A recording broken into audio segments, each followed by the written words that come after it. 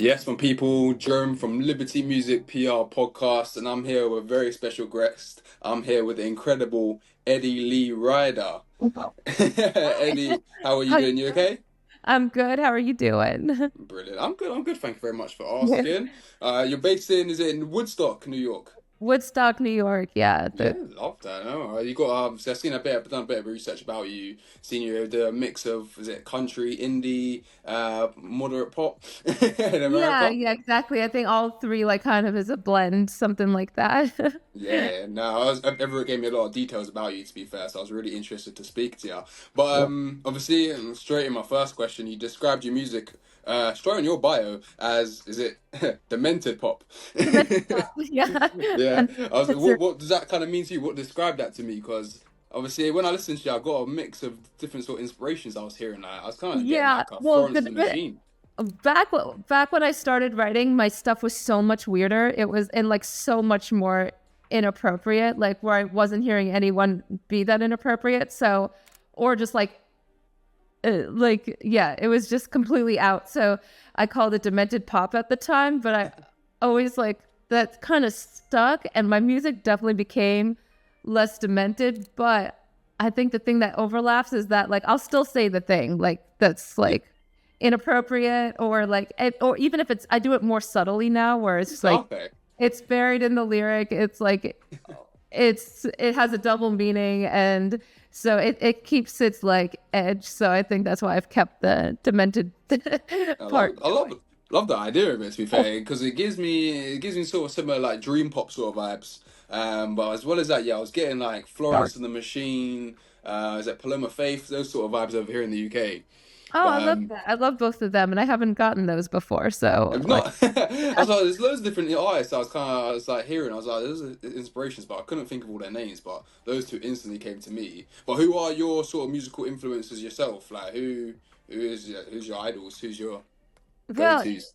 it's funny. Like I when I started writing, it was like number one. I think I just wanted to be her and like live in her soul. Was like Stevie Nicks. I like loved everything about Stevie Nicks. But then obviously then people started saying you sound like Stevie Nicks. And I was like, but hey, I'm an original. Like I don't want to. So I tried to like change my voice a little bit and not to be like anyone else. But then people started saying you sound like Kate Bush.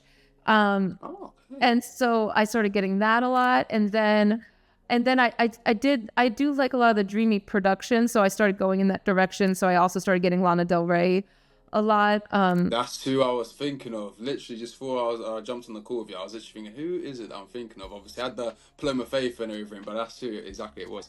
Oh yeah, that those three swirl the most. But now I feel like I don't try and sound like anybody. Like I still have my like Northern stars, like Tom Petty and stuff I liked as a kid, like Sheryl Crow and stuff like that. So if I'm writing a country album, like maybe I'll like the energy of Sheryl Crow, but I'm not trying to sound like her, or write like her. So do you put yourself more in like the indie sort of category or more the country then, or just Definitely. Well, I think it depends on the project and the album. I think this one like skates the line.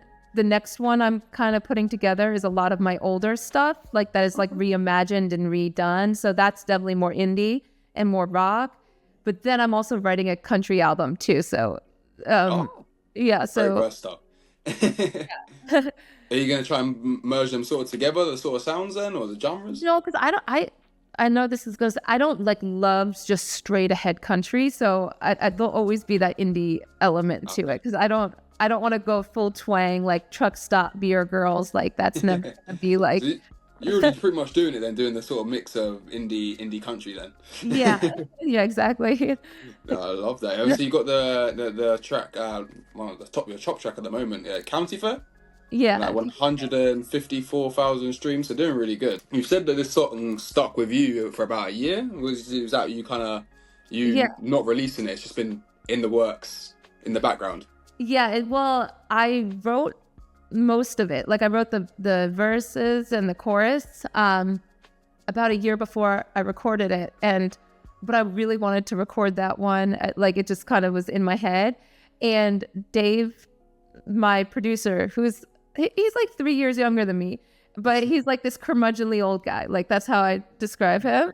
Old soul, is he? Old soul, yeah. He was like he was probably like old at birth, like that kind. Really nice guy, but like a curmudgeonly young guy. And he was kind of like set like these are the songs that we are doing. Let's not go outside this parameters. They didn't say it so directly, but like it was just like let's stay on track. I'm hurting cats. It was more like that kind of thing. And but I tried to sneak it in, so I slowly started playing it, and he's like, "What is that?" And I was like, and then I played more. So I got his attention, and I played it, and he's like, "That's the best song you have," and he's like, "Let's do that one." So I immediately like got him on that one, and I was like, "It's not finished," and he's like, "Can you go outside and finish it?" Like we were recording in a little cabin in upstate New York, and I was like, it's probably a long shot. Like I've been sitting with this for over a year, and like I've never been able to write this bridge. Like it never came. And I went outside, sat down, and I wrote it in like 3 minutes. And I went back in, and I was like, okay, it's what done. happens like that? To be fair, literally out of nowhere, you end up writing like something amazing, and it turns to be a best track. And it does take someone as well to tell you this is amazing. You need to finish this and actually release it. So props to your producer. What's his name? Dave Sermonera. So he's done like Father John Misty and Wise Blood and like those artists. Nice. Shouts out John. Shouts out on. Hopefully you can get some more clients and get you some more music with him. Love that. Obviously, what kind of inspires you then to kind of make new music? Is just kind of getting like a fresh taste of life, or I think it's like circumstances, like where you are in life. So like this album was all like deep in COVID, bad breakup album, and so I just like I sat in like the misery of that, but like I still think the songs are fun, even though it comes from like heartache. And then the next one comes from me living in Woodstock, and I'm just meeting super interesting and bizarre people every day, so I've been writing about them, and like I don't change their names, so the last song is kind of like I have to pack my bags and leave this town because I'm just exposing them all after this album. I love that, to be fair. I know Woodstock isn't a big festival in America, Woodstock. Yeah, well, it didn't take place in the town. It was supposed to take place here, and then it took place like an hour from here, but I think Woodstock still got the credit, so people still flock here like the mecca of rock, which it still feels like, but the festival didn't actually take place here. Sort of a tourist attraction, I'm guessing then. Yeah, it's a big tourist. But obviously, what's your sort of favorite music to write yourself? Or you got quite a few different inspirations and genres you dip into. I'm guessing you don't do rap and drill music, but no, that's one area I've never ventured into. Like, and probably no one would want me to venture into that either. You never know. You might be able to write something really fast. Actually, there's one song on the album. I feel like the pre-choruses are rap adjacent. It's like I won't even do it because it's gonna sound like ridiculous. Like I'm gonna like up the rap, and then it's gonna be terrible. If a rapper featured on my track, that would be cool. But no one wants to hear me like go for it myself. Shout me one day, Eddie. Shout me. But I do have a line that works well. It's like White Bronco, speed and slow. If I'd have done it, you'd have known.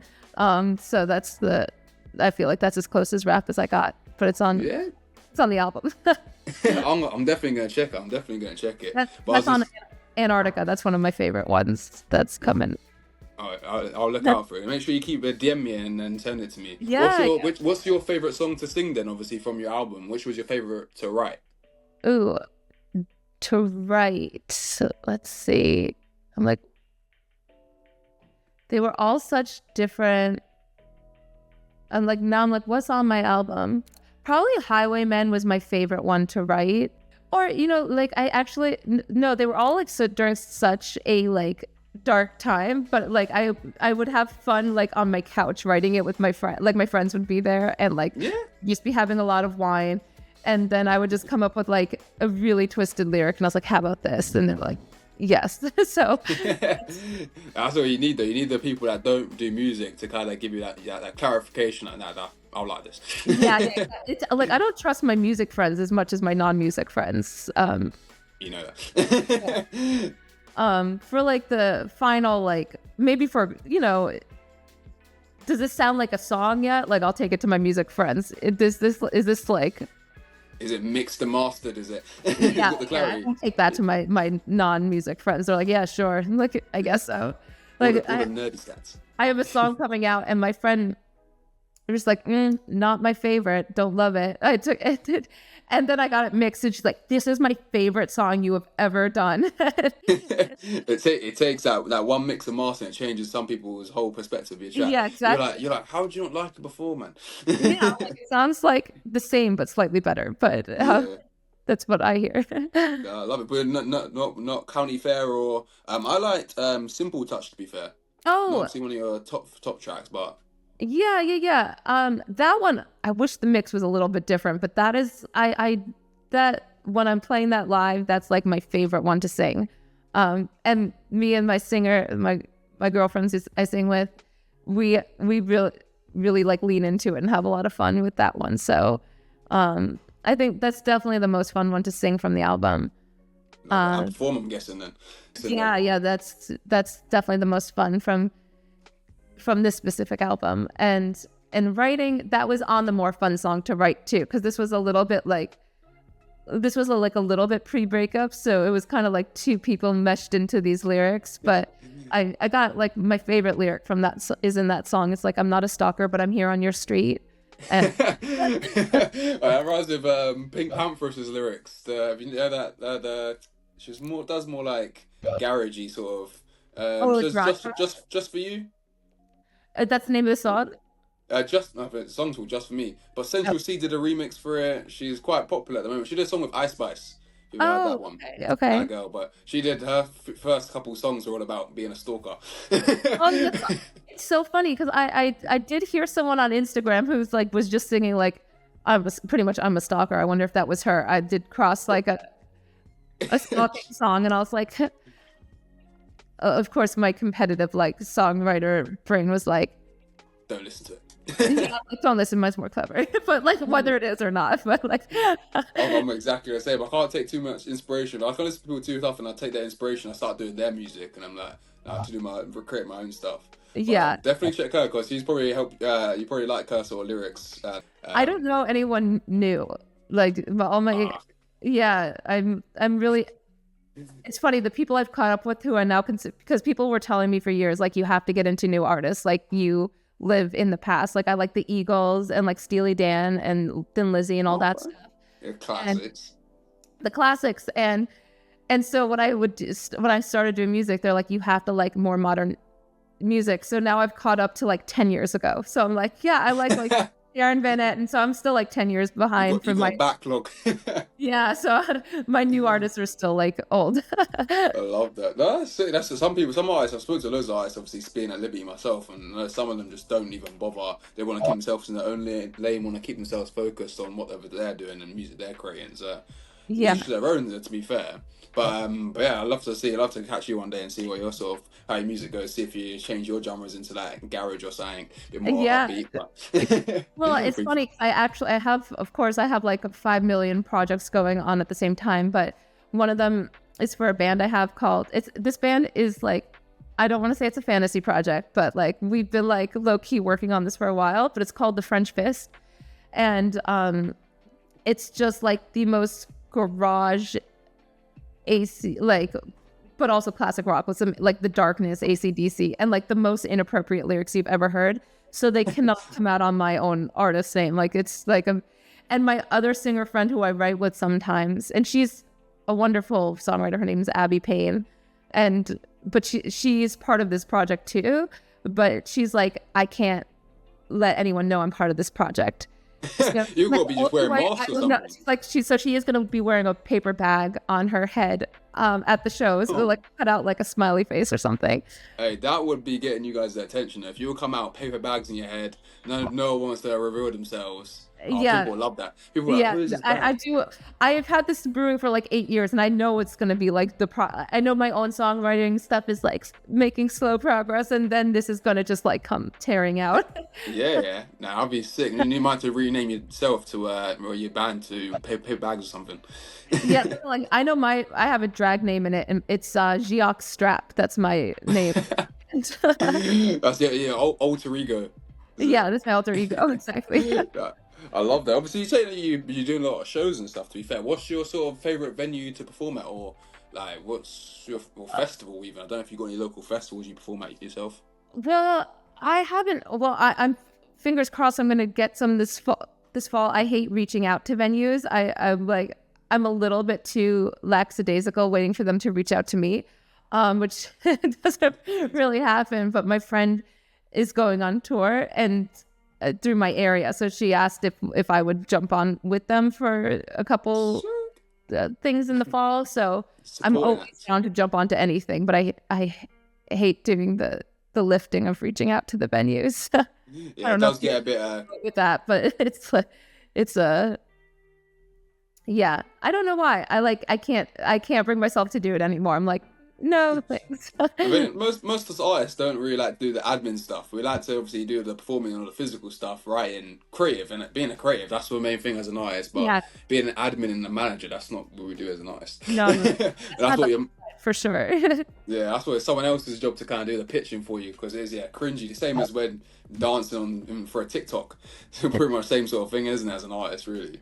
Yeah. Oh, I you know that TikTok video where like the manager's like the girl's like dancing but really sad, and then the manager's like, you have to do more dance videos, and she's Just going. Yeah. Just whipping them out. Like, nah, you need to keep doing more dances. But artists, I've seen that. I've been at labels and I'm like, yeah, I just did it for my label, told me to. I'm like, that's crazy, man. Yeah, there's a lot of that and people say to go on and like tell stories and that kind of stuff I'm good at, but like I forget, like I don't like think to go on social media ever. Like I forget. I don't think it's just people just doing dances and stuff on TikTok. I think it's more what grasps people is the actual personality behind the person, and then once they get to know them and they got something special about them and they get something that connects to the people on the other end of the phone, rather than I think loads of any artist can go and start rapping or singing on TikTok or on Instagram and stuff. So it is more about putting that know you a little bit. That's important to like learn your personality and and like you and like root for you and stuff like that. Literally. I'm sure you got a lot of people support. It sounds like you got a lot of people supporting you, anyways, and you're going on. So, I hope so. And watch this and be like, "What? Yeah, like Leslie, man, I don't think I back you." Well, looking back at your career, you had quite a lot obviously going on. Wow. What are some of your standout sort of moments and achievements you've had at the moment? Obviously, I don't know if you've played at Woodstock or something, or what makes you most proud to be an artist. Most proud? Well, I think just finishing a song. Every time I finish a song, I'm like, I love this. I like I love what I made. It's like awesome. Like a new baby, innit? Yeah, and it's like every time. And like sometimes you show it to your friends and you're like, they won't always be on board. And you're like, trust me, it's gonna be good. But like I think that's the like my song's been in like Terrifier 2 and that was cool, but like, you know, your artist brain is like, oh, it wasn't in a murder scene, it was in a cooking scene. Is that's sync? You got like a placement. That's sick. That's still amazing. Yeah, no, it's still that's just like where your brain goes, because the guy's like, this is sick in the movie. It works perfectly, and you're like, yes, it made the murder scene. And then like you see it and you're like, oh, it's cooking. I'm still excited it's in the movie, but just take the placement. I'll take the placement and run. yeah, exactly. Start telling everyone, yeah, it's in that murder scene. It's in the murder scene. Go check it. Yeah. Yeah. They go check it. Come back to you and say, no, it's in the cooking scene. Just say, I can't hear it. They must have the music engineer must have removed it. Must have moved it during after it released it. But I say, have you like charted or anything, or like any radio placements you've been on that you really gassed about? Radio placements. I did like a brief tour with Howie Day a couple years ago, and that was a lot of fun. We did like the West Coast, like the city winery type of places on the West Coast, and he asked my guitar player for some lessons. I don't know if I shouldn't have revealed that. You're exposing him now for sure. Yeah, guitar player can't play guitar. What? The guitar player is really. Sorry. Yeah, Sorry. He's amazing. But yeah, my guitar player. He has a songwriter brain like many of us. My guitar player is just like a classic 80s like. Yeah. Yeah, it's a different. You can always learn more.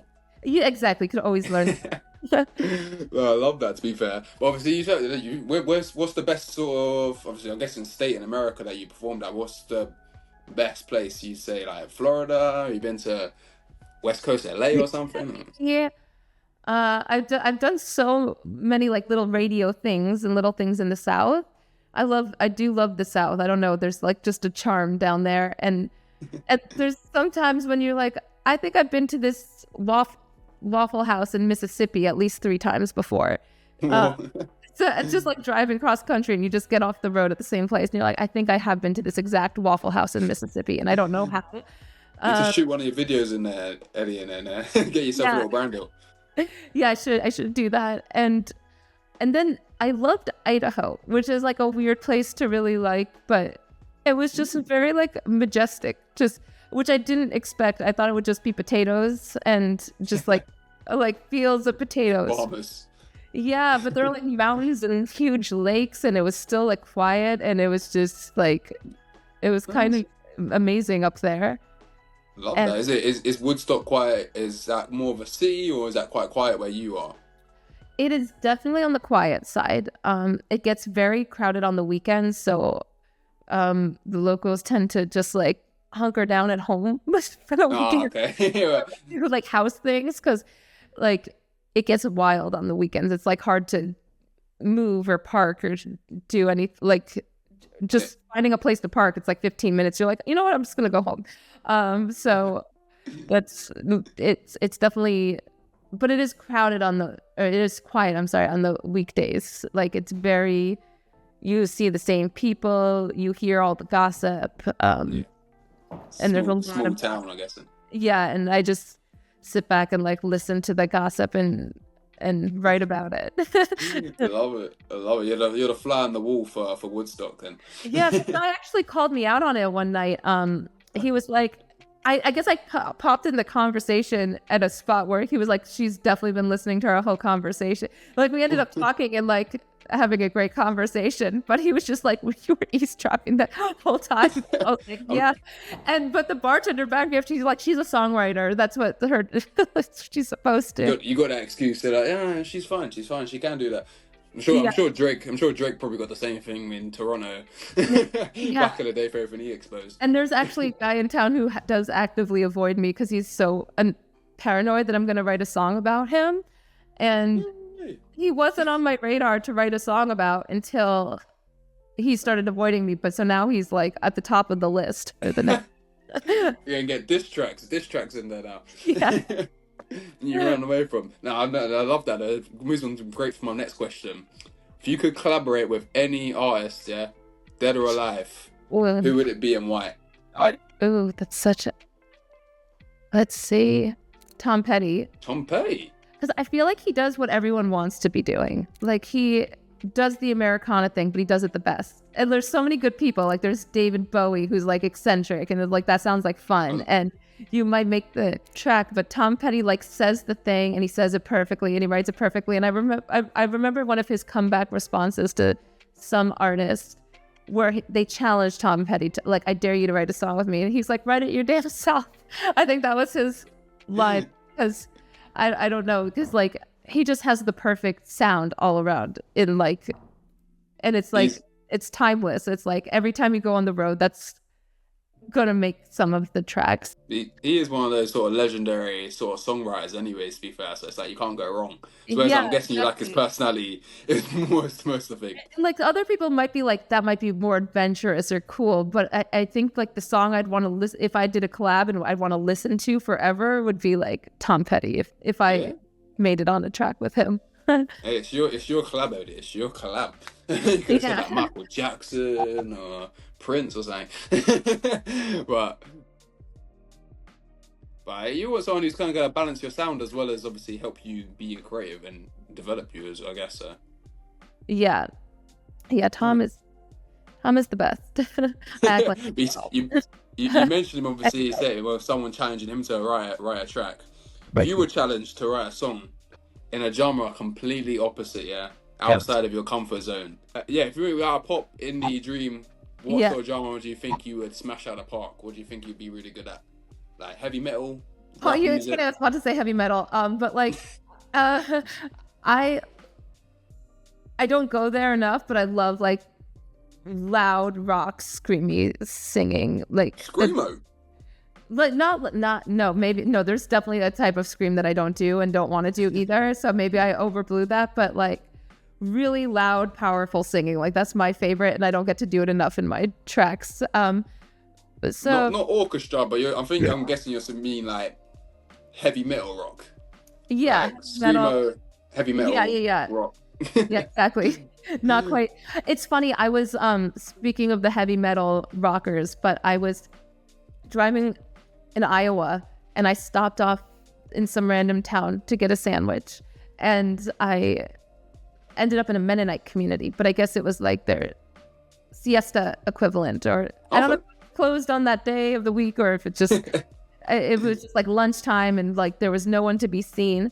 So I started like meandering around this Mennonite town, and one of the older Mennonite gentlemen came up to me and he was like, "Can I help you?" And I was like, "I'm just looking for food." And he was like, "Do you want to see my roller museum? I promise the story's going back to the heavy metal."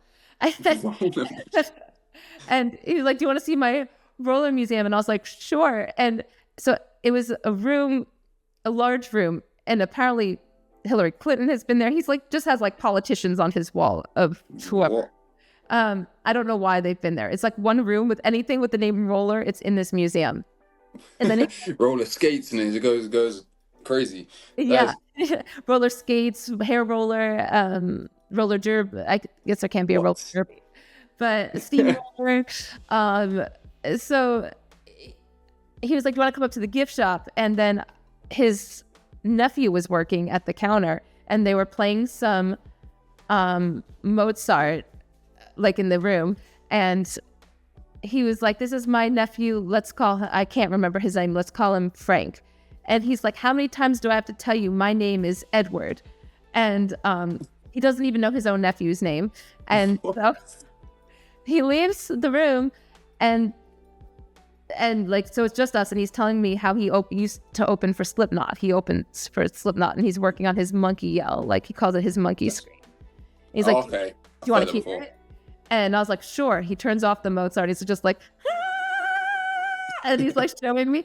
And then the bell rings and people walk in, and he changes the music back to Mozart. He's like, "Hello, good afternoon. How may I help you?" And then Mozart's playing. They're going around, and they leave. And he's like, "Anyways," and he's like, and he's just showing what he's been like working on behind the scenes. But he's dressed as a full Mennonite, and it was funny. That is crazy. I wish you like vlogged it. That would have been something to actually people see. It would have been dope. I love that. To be fair, I was gonna say I've seen loads of like screamo and like heavy metal. It's like a talent itself. And then how people produce like the loud tones. To be fair, and even getting the keys right in that screamo sounds nuts. Try to do it myself one time, and then you end up hurting your throat. Yeah, you can really hurt it if you're not doing it right. So, but you reckon you could probably smash rock track out of the part then? Oh yeah, like Led Zeppelin is probably like the most fun to sing. But I was going to ask you, who's your guilty pleasure artist or song which you listen to? Is it like Blue Double D Double Die? Oh, geez, I have a lot of guilty pleasure music, but I think of the last, you know that thing on Instagram right now? I've had it stuck in my head for about a month. It goes like and there's like not really a melody, and my friend was confused how I've had it stuck in my head for this long with like no melody, but it just goes like, "We were high school sweethearts. We were high school sweethearts. Say you couldn't stay 'cause you had to move away, so we tried long distance. But one day you texted me to say that you wanna break up. I asked why, and you said to me that you found another guy." And it's so literal. It's like the whole way, and like all the comments are so funny. But like I do get like, and then I'm just walking down the street, like, damn it! It's just like in my head again, like, "We were high school sweethearts." I love that one. Monotone. Oh, is that TikTok Like, song at the moment? he sings it so monotone like that. It's like with like that tone. Those things catch on though. Those things are banging on TikTok. The ones that people not even trying, and it's just a bit catchy. That's all it takes. For something to be a little bit catchy, and then Yeah, loads of and people to make content so around it. I feel like it's the new Friday, but like cooler than Friday. So Rebecca Black Friday, Yeah. yeah, call out Rebecca Black. She came back recently as well, which is funny. She actually came Yeah, back. yeah, So. and I was like, this is actually it's not bad. Like the new Oh, what, her Rebecca. new stuff. Yeah, I listened to like one. I was like, she's back. Let's check it out. And I was like, She's changed genre or something, didn't she? I suppose she changed. well, she was like 13 and like just I think did an unfortunate pop track which shaped her Took life. her off. Bro, she still probably gets paid for that track today. Oh so yeah, no, can't and complain. like she got a platform forever, so like that's cool. Everyone knows you. Everyone knows you. That's the thing, though. You put yourself up, and she got success. But now she can obviously take her platform and make it how she wants. To be Yeah. fair, hopefully she pops off with it. And she was Anyways, only 13. It's not like she was like, who knows, like in her she wasn't 30s. even conscious. Yeah, yeah, she wasn't yet. There's so many things that like I'm glad that like me at 13 like predated like Instagram. Otherwise, like that would be probably the cringiest, most unrelatable thing.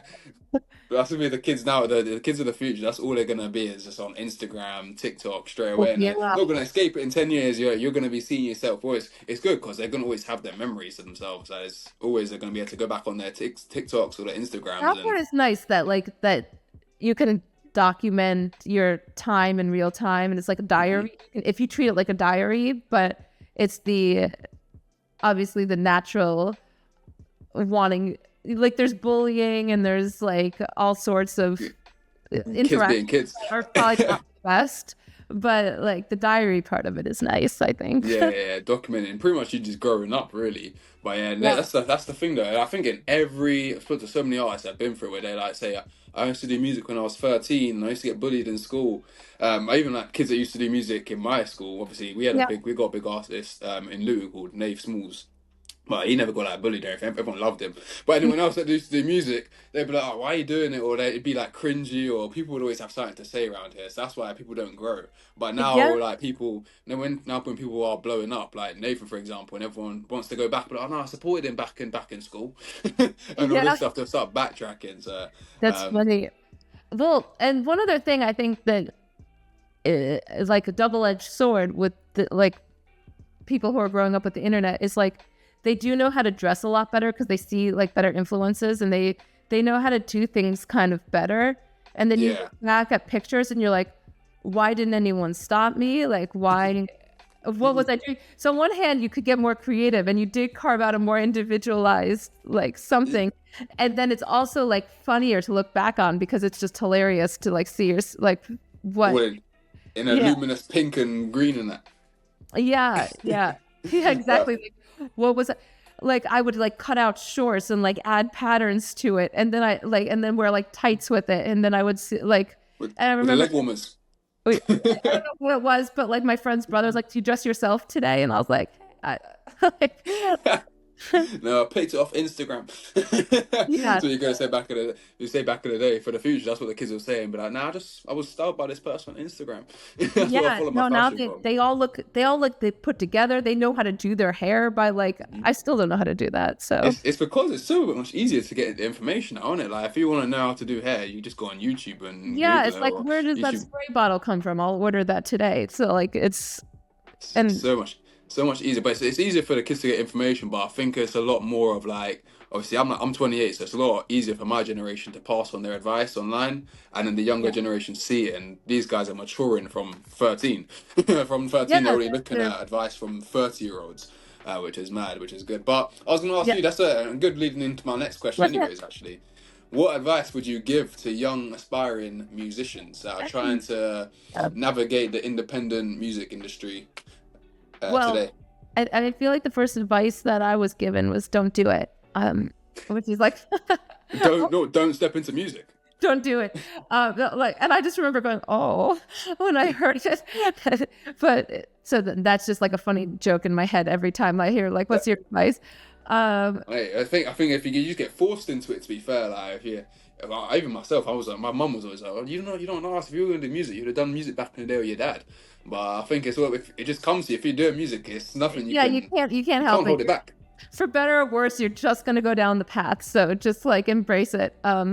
And I think the advice would be like take everything kind of slow, and just do it right, and like find the producers you like. You don't need to rush like by a couple of like a month or two. Just like take your time, like wait for their schedule, find the people you like, and make sure you surround yourself with people you like, even if someone's like offering you like I could manage you or do this or get like, just be around positive people and take your time. So like it's taken so many years to find like musicians that I play with that I love as people and love their playing. Sometimes I love them as a person, but I'm like, they can't play, but I still really like them. So it's taken so long to just feel like I found my people in music, but it's important to like carve that out slowly but surely.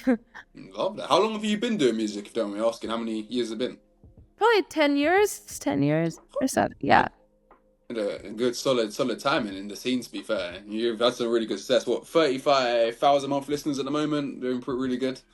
Yeah. Hopefully it's on the beginning side of things. Yeah. Obviously, the latest track, County Fair, is out now. What's your next single? I'm hearing it's Highwaymen. It's the album, but the album, yeah? Yeah, the album is next, but Highwaymen is the lead single from the album. Oh, okay, no worries. Yeah, the album's coming out on August 23rd. So love that. What can fans expect from the main leading song Highwaymen? Is that like a more dancey track from you, or? It's slinky.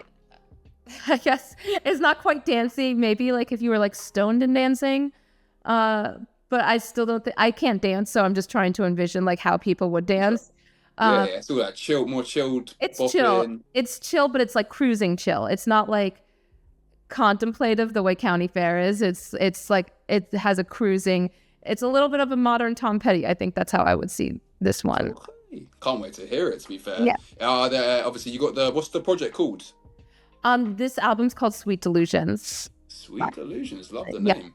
And then that's one of your track names, though, isn't it? It's the first single that I put out from the album, and then it's tied up with the same name. And then my favorite track is coming out after this album, and it's called Prettiest Girl in Your Basement. Prettiest Girl in your basement? Yeah. In the basement? In your basement. In my basement? I ain't got a basement, but I love that. When's that one coming out? Sometime in the fall. So I'm gonna do like the album, then I'm putting out a live version of the album, and then Prettiest Girl is coming out next. And that seems to be the favorite at live shows. So are you still like doing shows around it then as well, or is there any particular like you touring or any big shows that we should mention? Well, if anyone is in the New York area who could find this, there's going to be a show at my house on the 25th, and it's going to be my friend's band, live karaoke, our band, lots of food, open bar. It's going to be a fun time. Dude, you're doing a sick event then. Anyway, no one does that in the UK for sure. No. Open up the whole house. I love that. But obviously, you got a lot of fans. Obviously, what day was the album out again? The album is next Friday on August 23rd, and then the party is on August 25th. Love that. Well, it's been amazing speaking to you anyways. You too. I'd love to chat. Definitely. We definitely have to do another one. But I was going to say, tell us, before we do leave you, give out all your socials. Where can people find you? Where can people find your music? Anything else you do want to shout before we do close it off? Sure. Everything can be found at Eddy Lee Ryder, like handle Eddy Lee Ryder, except for YouTube because I accidentally changed it to Eddy Lee Ryder 795 and I can't switch it back. So we'll get that. We'll post that in the caption anyway, so people can find it. So it's all findable except for that one. Love it. But it's been amazing having you, Eddy.